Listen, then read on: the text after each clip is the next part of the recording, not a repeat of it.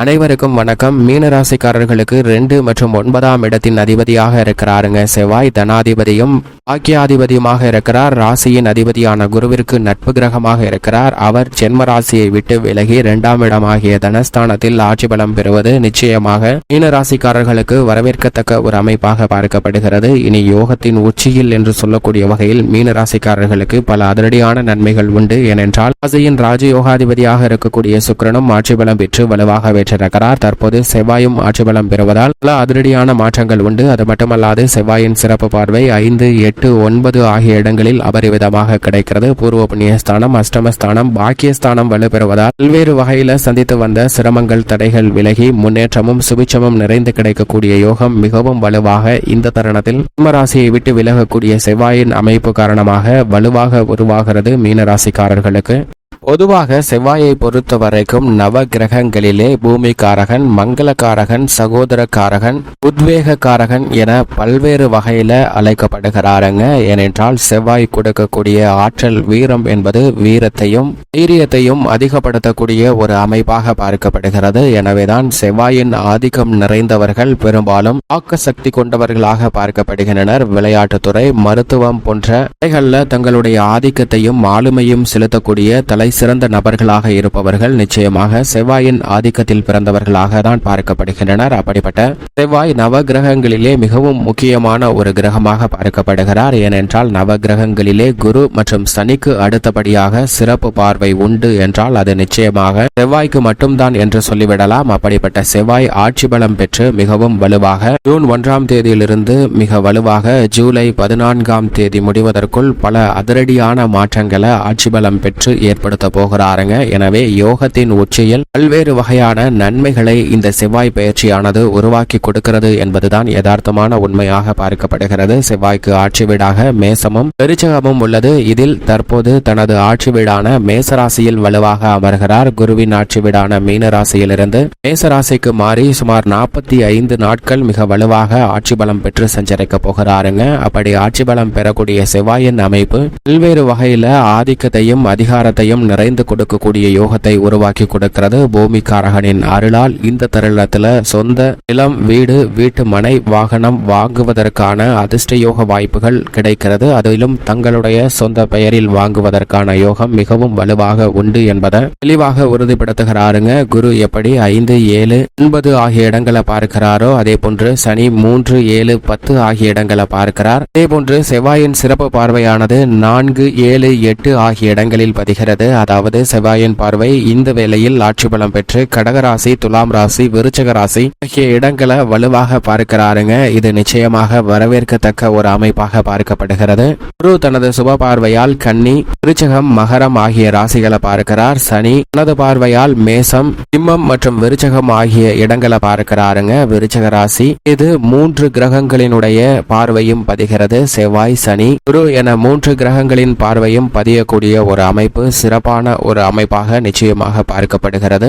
என்றால் மங்களகரகரான செவ்வாயின் அனுகிரகை இல்லாமல் எந்தவிதமான மங்களகரமான நிகழ்வுகளை செய்வது என்பது நிச்சயம் சாத்தியமற்ற ஒரு அமைப்பாக தான் பார்க்கப்படுகிறது. எனவே திருமண பொருத்தங்களில் மிகவும் முக்கியமாக செவ்வாயினுடைய பங்களிப்பு மிக அதீதமாக அனைவராலும் கவனத்தில் எடுத்துக்கொள்ளக்கூடிய ஒன்றாகவும் உள்ளது. அப்படிப்பட்ட வலிமை வாய்ந்த செவ்வாய் தற்போது ஆட்சி பலம் பெற்று அமர்வது நிச்சயமாக திருமணம் உள்ளிட்ட பல்வேறு வகையான சுப நிகழ்வுகள் இனிமையாக கைகூடுவதற்கான அதிர்ஷ்ட யோகம் நிறைந்த ஒரு தருணமாக அமைய போகிறது என்பதை தெளிவாக உறுதிப்படுத்துகிறாருங்க. மட்டுமல்லாது செவ்வாயின் சிறப்பு பார்வையும் பல்வேறு இடங்களை வலுப்படுத்தக்கூடிய வேளையில் பல அதிரடியான நன்மைகள் நிறைந்து கிடைக்கும். பொதுவாக செவ்வாய் ஒருவருடைய ஜாதக அமைப்பில் மிகவும் வலுவாக 3, 6, 11 ஆகிய இடங்களில் இந்த 3 இடங்களில் அபரிவிதமான வளர்ச்சியும் முன்னேற்றத்தையும் அள்ளி கொடுப்பார். அதே போன்று ஜென்மம் அஷ்டமத்தில் அமரும் போது சற்று சிரமம் ஏற்படுவதற்கான ஒரு சூழல் உண்டு. மற்ற இடங்கள்ல ஒரு நடுநிலையான பலனை கொடுக்கிறாருங்க. நன்மை தீமை கலந்த ஒரு அமைப்பாக தான் மற்ற இடங்கள் பார்க்கப்படுகிறது.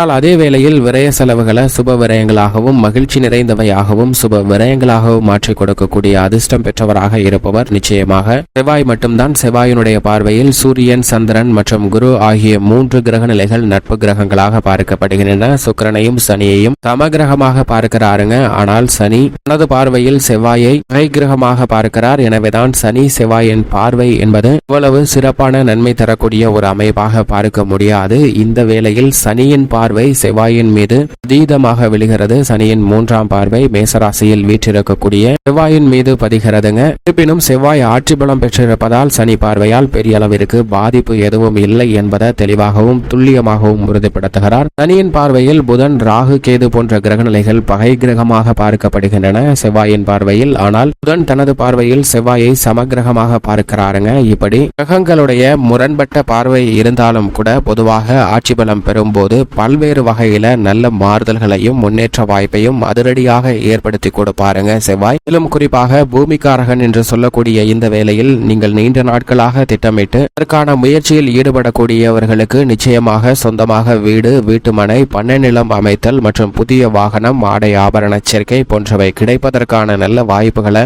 விதமாக வழங்கக்கூடிய அமைப்பில் யோகத்தின் உச்சியில் சஞ்சரிக்கிறாருங்க செவ்வாய். எனவே இந்த சந்தர்ப்பத்தை சரியாக பயன்படுத்திக் கொள்ளுங்கள். அது மட்டுமல்லாது இந்த வேளையில் விவசாயம் சார்ந்த பணிகளை சிறப்பான முறையில் கையாளுவதற்கான பல நல்ல வாய்ப்புகளை நிறைந்து கொடுக்க போகிறாருங்க. சந்தித்து வரக்கூடிய தடைகள், தாமதங்கள் அனைத்தும் விலகும். அது மட்டுமல்லாது கால்நடை வளர்ப்பில் இந்த நாட்களாக இறங்க வேண்டும் என்று நினைத்து கொண்டிருப்பவர்களுக்கும் நல்ல வாய்ப்பும் சந்தர்ப்பமும் அமைய போகிறது. விவசாயத்துறையில் மிகப்பெரிய அளவில் சாதனை புரிய வேண்டும் என்று நினைத்து காத்து கொண்டிருப்பவர்களுக்கு விவசாயத்துறையின் அதிபதியாக இருக்கக்கூடிய செவ்வாய் ஆட்சி பலம் பெறக்கூடிய இந்த வேளையில் நீங்கள் திட்டமிடக்கூடிய பல காரியங்கள் மிக கனகச்சிதமாக நடைபெறுவதற்கான யோகம் உண்டு. சரியாக பயன்படுத்திக் கொள்ளுங்கள். உத்தியோகம், தொழில் என அனைத்திலும் தன்னுடைய ஆதிக்கத்தை செவ்வாய் சற்று கூடுதலாகவே செலுத்துகிறார். பல அதிரடியான மாற்றங்கள் உண்டு. அரசியல், கலைத்துறையிலும் முக்கியமான நகர்வுகளை மிக சாதுரியமாக எடுத்து வைக்கக்கூடிய ஒரு கிரகமாக பார்க்கப்படுகிறார். எனவே பல அதிரடியான மாற்றங்களை சந்திப்பதற்கான சூழல் வலுவாக செவ்வாயின் பெயர்ச்சியின் காரணமாக, செவ்வாய் ஆட்சி பலம் பெறுவதன் காரணமாக அபரிவிதமாக அமைவதற்கான யோகம் இந்த தருணத்தில் வலுவாக கிடைக்க போகிறது. பொதுவாகவே செவ்வாய் வீரத்துடன் செயல்படக்கூடிய ஒரு கிரகமாக பார்க்கப்படுகிறார். அவர் ஆட்சி பலம் பெற்றிருக்கக்கூடிய இந்த வேளையில் எந்த பணியை கையில் எடுத்தாலும் அதை துரிதமாகவும் துல்லியமாகவும் செய்து முடிக்கக்கூடிய அளவிற்கு வேகத்தை அதிகப்படுத்தி கொடுக்கிறாருங்க. எனவே மந்தமான சூழ்நிலை, தடையை சந்தித்த சூழ்நிலை போன்ற அனைத்துமே விலகி மிக அற்புதமாக நீங்கள் எதிர்பார்க்கக்கூடிய பல பணிகளை சிறப்பாக செய்வதற்கான அதிர்ஷ்ட யோகம் இந்த தருணத்தில் வலுவாக உண்டு என்பதை மங்களக்காரகன், பூமிக்காரகன் என்று சொல்லக்கூடிய செவ்வாய் உறுதிப்படுத்துகிறார். செவ்வாயினுடைய சஞ்சார அமைப்பு இப்படி இருக்க, மீனராசிக்காரர்களுக்கு ராசிக்கு மிகவும் சகாயமானவராக பார்க்கக்கூடிய செவ்வாய் ஆட்சி பலம் பெற்று சஞ்சரிப்பது மிகப்பெரிய அளவில் வரவேற்கத்தக்க ஒரு அமைப்பாக நிச்சயமாக பார்க்கப்படுகிறது. இது மட்டுமல்லாது அவரது சிறப்பு பார்வை பஞ்சமஸ்தானம் ஆகிய 5ஆம் இடத்தில் பதிவதால் குடும்பத்தில் பூர்வீக சொத்துக்கள், நீதிமன்ற வழக்குகள் உள்ளிட்ட பல பிரச்சனைகள் இந்த வேளையில் சுமூகமாக தீர்வு காணக்கூடிய யோகம் வலுவாக கிடைக்கிறது. சுப நிகழ்வுகளில் ஏற்பட்ட தடைகள் அனைத்தையும் சிறப்பாக கையாளக்கூடிய வாய்ப்பும் அதில் இருக்கக்கூடிய வில்லங்கங்களை விளக்கக்கூடிய யோகமும் இந்த தருணத்தில் கிடைக்கிறது. தொழில்துறை, வியாபாரத்துறையில் சந்தித்து வரக்கூடிய நெருக்கடிகள், அஷ்டம பாதிப்புகள் விலகி நல்ல முன்னேற்றம் பெறக்கூடிய வாய்ப்பை நிச்சயமாக செவ்வாயின் சப்தம பார்வை உறுதிப்படுத்தி கொடுக்கிறது. எனவே தொழில் மற்றும் வியாபாரத்தில் இனி யோகத்தின் உச்சியில் என்று சொல்லக்கூடிய வகையில் பல அதிரடியான மாற்றங்கள் இந்த தருணத்தில் மிக சிறப்பாக கிடைப்பதற்கான வாய்ப்பு உண்டு. 9ஆம் இடத்தை 8ஆம் பார்வையாக பார்க்கிறாருங்க. இந்த வேளையில் சுக்கிரனும் ஆட்சி பலம் பெற்று சஞ்சரிப்பதால் கலைத்துறை மற்றும் அரசியல் துறை சார்ந்த பணிகளில் மிகவும் சிறப்பான வளர்ச்சியும் முன்னேற்றமும் கிடைக்கிறது. மக்கள் மத்தியில் செல்வாக்கு அதிகரிப்பதோடு மட்டுமல்லாது மிக பெரிய அளவில் நன்மை நிறைந்து கிடைப்பதற்கான யோகம் இந்த தருணத்தில் மிகவும் வலுவாக உண்டு என்பதை தெளிவாகவும் துல்லியமாகவும் உறுதிப்படுத்தி கொடுக்கிறாருங்க செவ்வாய். எனவே அரசியல் சார்ந்த பணிகளில் மிக பெரிய அளவில் அதிரடியான மாற்றங்கள் சந்திப்பதற்கான யோகம் மீனராசிக்காரர்களுக்கு உருவாகிறது. பெண்மணிகளின் நலனுக்கு பொறுப்பேற்ற குரு, சுக்கிரன் ஆகிய 2 கிரகநிலைகளும் தைரிய ஸ்தானத்தில் வீற்றிருக்கும் போது தைரியத்தின் அதிபதியாக திகழக்கூடிய செவ்வாய் 2இல் ஆட்சி பலம் பெற்றிருப்பதால் நிச்சயமாக எப்பேற்பட்ட பிரச்சனை வந்தாலும் அவற்றை சிறப்பாக கையாளுவது மட்டுமல்லாது பல்வேறு வகையான சுப நிகழ்வுகள் உட்பட பலவற்றை சாதகமாக மாற்றிக்கொள்ளக்கூடிய யோகம் மீனராசிக்கார பெண்மணிகளுக்கு நிச்சயம் உண்டு. மேலும் சாதகமாக மாற்றிக்கொள்ள நிச்சயமாக இந்த வேளையில் மீனராசிக்காரர்கள் வாரத்தில் செவ்வாய்க்கிழமை விரதமிருந்து அருகாமையில் உள்ள முருகப்பெருமாள் ஆலயம் சென்று தீபம் ஏற்றி வழிபாடு செய்யுங்கள். தங்களுடைய வாழ்வில் ஏற்படக்கூடிய தடைகள் விலகி இனி யோகத்தின் உச்சியில் என்று சொல்லக்கூடிய வகையில் மீனராசிக்காரர்களுக்கு சிறப்பான வளர்ச்சியும் முன்னேற்றமும் நிறைந்து கிடைப்பதற்கான யோகம் கிட்டும் இந்த செவ்வாய் பயிற்சியில்.